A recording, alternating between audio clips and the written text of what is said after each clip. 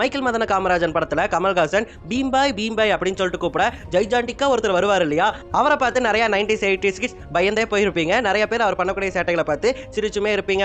அந்த ஒரு கேரக்டர்ல நடிச்சு நம்ம எல்லார் மனசுலயும் இடம் பிடிச்ச ஒருத்தர் தான் பிரவீன் குமார் சோப்தின்னு சொல்லலாம். சோப்தி யாரு அப்படின்னு சொல்லிட்டு கேட்டீங்கன்னா, அவர் முதல்ல ஆக்டர் கிடையாது. அவர் முதல்ல ஒரு விளையாட்டு வீரர் தான் சொல்லணும். குண்டு எறிதல், வட்டு எறிதல் போன்ற போட்டிகள் இந்தியாவுக்காக ஒலிம்பிக் வரைக்குமே போய் விளையாடிட்டு வந்திருக்காரு. 1966 இருந்து 1974 வரைக்கும் நடந்த 3 ஆசிய போட்டிகள்ல அவர் பங்கேற்று இந்தியாவுக்காக 4 பதக்கங்களை வாங்கி இருந்திருக்காரு. அதுல 2 தங்கமும் அடக்கம். அதோட 1966 காமன்வெல்த் போட்டிகள்லயுமே இவர் வெள்ளி பதக்கம் அடிச்சிருக்காரு. இப்படி இந்தியாவுக்காக விளையாட்டுத் துறையில பல்வேறு சாதனைகள் பண்ணி இருந்திருக்காரு. அதன் பிறகு ஓய்வு காலங்கள்ல படங்கள்ல நடிக்க வந்தாரு. அப்படியாக இந்தி படங்கள்ல அடியாள் ரோல்கள்ல அதிகமா பண்ணாரு. அதன் பிறகு 1988 ஆண்டு தூர்தர்ஷன்ல மகாபாரதம் எல்லாருமே பார்த்திருப்பீங்க இல்லையா, அந்த மகாபாரதத்துல பீமன் ரோல்ல இவர் பண்ணிருப்பாரு. அந்த ரோல்ல பண்ணி மிகப்பெரிய ஃபேமஸே ஆனார்னு சொல்லலாம். எல்லாருக்குமே இவரை ரொம்ப பிடிச்சு போச்சு. எப்பரா ஜெய்ஜாண்டிக்கா இவ்வளவு பெரிய மனுஷன் இருக்க முடியும் அப்படின்னு சொல்லிட்டு எல்லாருமே பார்த்து வியந்தாங்க.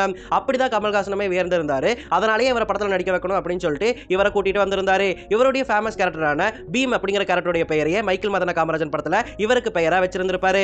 அதனாலதான் பீம் பாய் அப்படின்னு சொல்லிட்டு அடிக்கடி கூப்பிட்டு இருந்திருப்பாரு. அதன் பிறகும் சில படங்கள்ல நடிச்சாரு. அதன் பிறகு நடிப்புல இருந்து ஓய்வு பெற்றுட்டாருன்னு சொல்லலாம். நடிப்புக்கு பிறகு அரசியல் பக்கம் போயிருவா அப்படின்னு சொல்லிட்டு 2013 ஆண்டு ஆம் ஆத்மி கட்சியில அவர் சேர்ந்தாரு. அங்க சேர்ந்து எலெக்ஷன்ல நின்னாரு. எலெக்ஷன்ல தோத்துட்டாரு. அதுக்கப்புறம் பிஜேபி பார்ட்டிக்கு போய் அங்கேயும் பணியாற்றினாரு. அதன் பிறகு 2022 ஆண்டு இவர் சோகமான முறையில இறந்து போயிட்டாரு. இவருடைய வாழ்க்கையானது இப்படி முடிஞ்சு போச்சு. இவர் என்னதான் இறந்திருந்தாலுமே இவர் நடிச்ச அந்த பீம் பாய் கேரக்டர் ஆகட்டும், மகாபாரதத்தில் நடிச்ச பீமன் கேரக்டர் ஆகட்டும், எல்லாருடைய மனசுலயுமே நின்னுகிட்டே இருக்கும்.